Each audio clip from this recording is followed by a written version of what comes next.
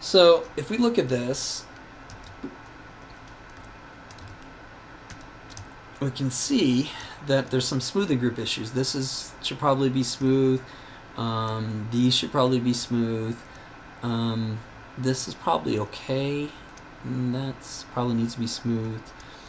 Our blade does that weird thing because they're all the same smoothing group. So we're just going to come real quick and do our smoothing groups. So how do we do that? So we're going to grab this edge, and yeah, that was what I was afraid of with this one.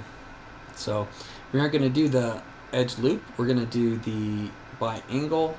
45 should do the same thing, so we're going to try 10. There we go. And that one. So we have that one selected. Might as well turn on ignore back facing so we don't do that by accident. And then we're going to say, instead of 1, we're going to say 32. I just always go to the back. This one and this one, we're going to say 31 and not 1. By the way, if you have 2 of them on, let's say one of them will be outlined and you can't see the number. It just means you have to click them both till all you see. They're only on everything you've selected. Okay, let me try it this way. If I go to 1 on this one, and then I go to here, you're going to see how that's 1 is, or 2 is grayed out. That's because part of this is being used, part of it is 2, and part of it isn't being 2. So how do I know? Well, I can just turn off the smoothing angle and see. This is 2, this is nothing. So that's what's going on. So if they're blacked, or if they're just that clear number, you have to click it to turn it on, and then if you want it off, click it to turn it off. So in this case, we're going to change this to 30. This one, if they aren't touching, they can be the same number. So I can have this one and this one be 30. Okay, and you'll start to stagger them like that eventually anyway. And now we've got this one, which is still set to 1. And then I'm going to say 29. And I know this one should be fine now. So I've got that edge. But I'm going to get rid of it as number 1 because that's the common one it puts in there. So I'm going to say 28. So now I know that every one of these sides of my blades are different. Every one of these sides have different touching numbers. And that's how smoothing groups work, is the way they're touched. If a smoothing group touches another, if a polygon touches another polygon within a certain angle, it will turn the smoothing group on. And like I said, in different programs, it's called different things. I'm going to turn this one to 30 because we know it's not touching that. But this one, I need to change to something that's not touching any of these. So, meaning touching is this one is not touching this is 30 and this is 30. So we know there are at least one polygon between them. This one will change to 27 because I can't do 28. I can't do 20. If I do 20, let's say I do 28. Wherever that 20, see how it loses its there? It just looks like it's the same thing. So we want to change that to 27, and now both of them have their edges. Okay, this one looks it's okay. If we want this one to go across all here, I'm just going to do it this way. Select all of them like that.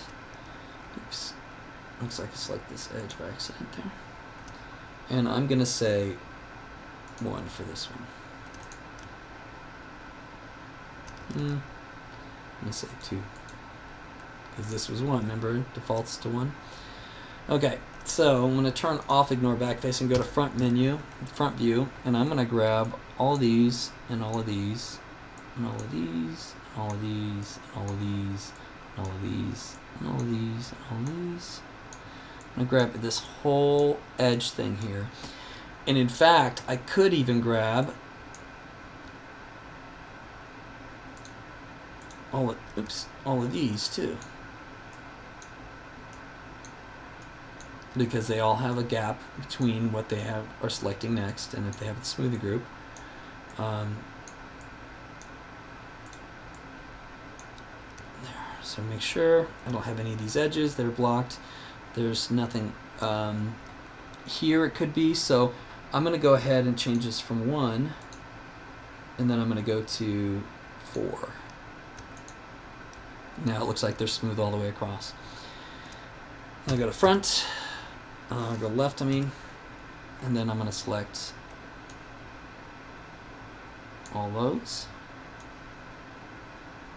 Control and select all of these. Make sure I don't have any missing ones there, and then I'm going to say this will be 5. Now these could be faceted. If you wanted it to be faceted, you could do that. This one I'll turn on and change it to 25. Maybe this will work. No, it probably needs to be 30. I'm afraid that 30. No, it probably needs to be 45. So this one we're going to have to do a little bit specifically, really carefully, not grabbing. It's not a fast selection, is my point. I can't do it like I did the gems.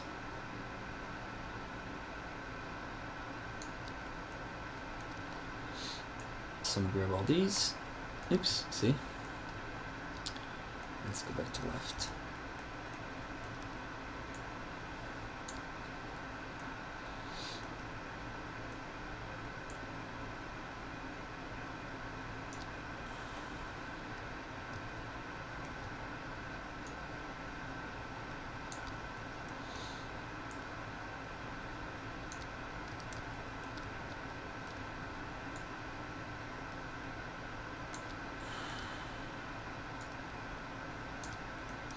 And since I know they aren't touching anything else, I'm pretty safe to say that I can use something like 6.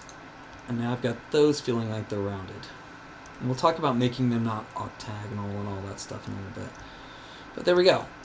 I think that's it. Oh, looks like I missed one. Isn't that funny? You have one that you miss. Let me change this, turn that off. So this is a 1 and this is a 4. So I must have grabbed it through the face here. Oh, looks like I missed some on here too. So we'll go to there. And we'll change that all to 30. There you go. That's all of it. And I will explain to you your homework.